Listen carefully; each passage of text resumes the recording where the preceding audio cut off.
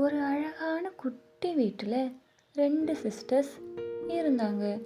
ஒருத்தி பேர் மங்கீதா, இன்னொருத்தி பேர் லரீனா. மங்கீதா ரொம்ப நல்ல பொண்ணு. அப்பாவுக்கு ஷாப்பில் நிறைய ஹெல்ப் பண்ணுவா. அதே டைமில் லரீனா ஊரை சுற்றிக்கிட்டு அவளை பற்றி மட்டுமே நினச்சிக்கிட்டு தான் பெரிய அழகின்னு தனக்கு தானே தற்பெருமை சொல்லிப்பா. ஓ மை காட், நான் தான் என் சிஸ்டரை விட அழகாக இருக்கேன் அப்படின்னு தனக்கு தானே சொல்லிப்பா. ஒரு நாள் மங்கீதா லரீனாவோட அப்பா தொழில் விஷயமா ரொம்ப தூரம் பயணம் பண்ண போனார். அப்பா போனதும் லரீனா ஜாலியாக வீட்டுக்குள்ளே சிரிச்சுக்கிட்டே போனான். ஆனால் மங்கீதா அப்பா தங்களை தனியாக விட்டுட்டு ஊருக்கு போகிறத நினச்சி கதறி கதறி அழுதா. அப்படியே நைட்டாகி மறுநாள் விடிய மங்கீதா ஷாப்பை பார்த்துக்கிட்டு வீட்டுக்கு வந்து வீட்டு வேலையும் எல்லாத்தையும் சலிக்காமல் ஹாப்பியாக முழு மனதோடு செஞ்சா. ஆனால் லரீனா மங்கீதா க்ளீனாக செய்த எல்லா வேலையையும் நாசம் பண்ணான். கொஞ்ச நேரம் அப்புறம் வீட்டுக்கு வந்து இதை பார்த்த மங்கீதா யார் இதை எல்லாத்தையும் இப்படி வேஸ்ட் பண்ணதுன்னு தெரியாமல் நின்றுட்டு இருந்தா. அப்போ அங்கே வந்த லரீனா, எல்லாத்தையும் நான் தான் பண்ணேன், என்ன இப்போ அப்படின்னு மங்கீதா கிட்ட சொல்லிட்டு அங்கே இருந்து உடனே காட்டுக்கு நடந்து போனான். அப்போ வழியில் இருந்த ஒரு செடியில் இருந்த காயை பறித்து ஆற்றுல தூக்கி போட்டா. அப்போது அங்கே ஒரு வயதான பாட்டி நடக்க முடியாத நடந்து வந்து லரீனா கிட்ட ரொம்ப பசிக்குதுமா, எதுனா உணவு இருந்தா குடுமா அப்படின்னு பாவமாக கேட்பாங்க.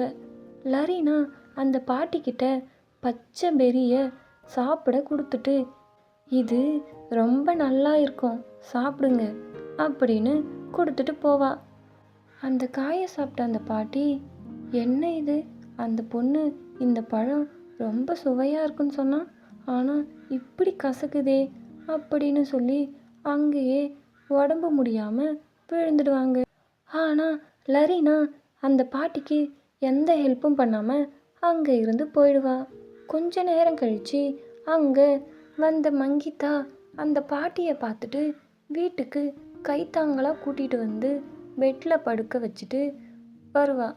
அப்போது மங்கீதா பண்ணுறத பார்த்த லரீனா, யாரை கேட்டுன்னு அவங்கள இங்கே கூட்டின்னு வந்த அப்படின்னு கேட்டு கோவப்படுவா. அப்போ மங்கீதா, பாவம் அந்த பாட்டி ரொம்ப உடம்பு சரியில்லாமல் இருக்காங்க, அவங்களுக்கு ஹெல்ப் பண்ண தான் நான் கூட்டிகிட்டு வந்தேன் அப்படின்னு சொல்லிட்டு அந்த பாட்டிக்கு சூப்பும் ஹெர்பல் டீயும் ரெடி பண்ணான். இது பிடிக்காத லரீனா மங்கீதா அங்கேருந்து போனதும் சூப்பை எடுத்துன்னு போய் வெளியே கொட்டிட்டு ஹெர்பல் டீயில் மண்ணை கொட்டுவா.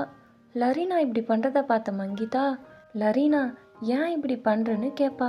அப்போது லரீனா, யாரை கேட்டுன்னு நீ அவங்களுக்கு ஹெல்ப் பண்ணுற, எனக்கு பிடிக்கலன்னு சொல்லி 2 பேரும் சண்டை போட்டுப்பாங்க. ஆனால் மங்கீதா அந்த பாட்டிக்கு ஹெல்ப் பண்ணுவா. கொஞ்ச நாள்லையே அந்த பாட்டிக்கு உடம்பு சரியாகிடும். அந்த பாட்டியும் மங்கீதாவுக்கு நன்றி சொல்லிட்டு போவாங்க. ஒரு நாள் மங்கீதாவுக்கு ரொம்ப உடம்பு சரியில்லாமல் போச்சு. இதை பார்த்த லரீனா மங்கீதாவுக்கு எந்த ஹெல்ப்பும் பண்ணாமல் காட்டுக்கு சுற்றி பார்க்க போனான். அப்போது வழியில் அந்த பாட்டி வருவாங்க. அந்த பாட்டி லரீனா கிட்ட அவங்க சிஸ்டர் எப்படி இருக்கான்னு கேட்டாங்க. அதுக்கு லரீனா கொஞ்சம் கூட மனசாட்சியே இல்லாமல் சிரிச்சுக்கிட்டே, அவளுக்கு உடம்பு சரியில்லை, முடியாமல் படுத்துன்னு இருக்கா அப்படின்னு சொல்லிட்டு அங்கே இருந்து ஜாலியாக போனா லரீனா. லரீனா சொன்னதை கேட்ட அந்த வயசான பாட்டி மங்கீதா வீட்டுக்கு போய் மங்கீதாவை பார்த்து ரொம்ப வருத்தப்பட்டு அழுதாங்க. இவங்க 2 பேரையும் பார்த்து லரீனா சிரிச்சா. அப்போ அந்த வயசான பாட்டி ஒரு அழகான ஃபேரியாக மாறினாங்க. இதை பார்த்த லரீனா உடனே ஜன்னலை தாண்டி வந்து, ஹாய் ஃபேரி, உடனே என்னோட ஹேரை பாருங்களேன், எவ்வளோ அழகாக இருக்குது, அதை இன்னும் அழகாக ஆக்கி கொடுங்க அப்படின்னு சொன்னான். இதை கேட்ட ஃபேரி, நீ ஆத்தூரமாக உட்கார்ந்துன்னு இருந்தியே, அப்போதான் நான் உன்னை ஃபர்ஸ்ட் டைம் பார்த்தேன். நீ நல்ல பொண்ணாக இருந்திருந்தா உனக்கு நான் ஒரு gift கொடுக்கலான்னு தான் ஒரு வயதான பாட்டி மாதிரி மாறி வந்தேன். ஆனால் நீ ரொம்ப கொடூரமாக நடந்துக்கிட்ட. இப்போ நீ பண்ண தவறுக்கான தண்டனையை வாங்கிக்கோ அப்படின்னு சொல்லி, லரீனாவுக்கு அவ முடினா ரொம்ப பிடிக்கும்ல, அதனால அவ முடி ஃபுல்லாக கொடி மாதிரி கொடூரமாக மாற்றிட்டாங்க. இதை பார்க்கும்போது ரொம்ப காமெடியாக இருந்துச்சு. லரீனா உடனே அழுதுகிட்டே அங்கே இருந்து ஆத்தங்கரைக்கு ஓடி போய் தண்ணியில் தன்னோட முகத்தை பார்த்தா. அவளை தண்ணியில் பார்த்துட்டு, நான் ரொம்ப கேவலமாக இருக்கேன் அப்படின்னு லரீனா அங்கேயே கதறி அழுதுகிட்டு இருந்தா. அப்போ வீட்டில் ஃபேரி மங்கிதாவோட நல்ல மனசுக்கு அவளோட ஹெல்த்தை சரி பண்ணிட்டு, அவளோட நல்ல குணத்துக்கு மங்கிதாவோட சின்ன வீட்டை பெரிய மாளிகையாக மாற்றி கொடுத்தாங்க. மங்கிதா அந்த மாளிகையை சுற்றி பார்த்துட்டு ரொம்ப சந்தோஷப்பட்டா. அப்புறம் இங்கே என்னோட தங்கச்சி எங்கேயுமே காணோம், எங்கே இருக்கா என்னுடைய தங்கச்சி அப்படின்னு கேட்டா. உன்னோட நல்ல குணத்துக்கு நான் இந்த மாளிகையை கொடுத்தேன். அவளோட அந்த கெட்ட குணத்துக்கு அவளுக்கு கொடுக்க வேண்டிய தண்டனையை கொடுத்துருக்கேன். ஃபேரி அப்படி சொன்னதும் மங்கிதா, ப்ளீஸ் ஃபேரி, எனக்கு இந்த மாளிகையெல்லாம் வேணாம், என்னோட சிஸ்டரை எனக்கு திருப்பி கொடுங்க, எனக்கு எங்களோட அந்த சின்ன வீடே போதும் ப்ளீஸ் அப்படின்னு கெஞ்சி கேட்டா. மங்கிதா இப்படி சொன்னதும் மங்கிதாவை நினச்சி ரொம்ப ஹாப்பியானாங்க. ஃபேரி மங்கிதாவை கூட்டிக்கின்னு ஆற்றங்கரைக்கு போய் லரீனாவுக்கு நடந்த எல்லாத்தையும் சொல்லி அவளை பழையபடி மாற்றினாங்க. லரீனாவும், நான் என்னோட தப்பையெல்லாம் உணர்ந்துட்டேன், இனிமே நான் நல்ல பொண்ணாக இருப்பேன், என்னை நம்புங்க அப்படின்னு சொல்லி ப்ராமிஸ் பண்ணான். எல்லாரும் ரொம்ப ஹாப்பியாக ஹக் பண்ணிக்கிட்டாங்க. அப்புறம் வீட்டுக்கு வந்து 2 பேரும் ஹாப்பியாக ஃபேமிலியை ரன் பண்ணாங்க.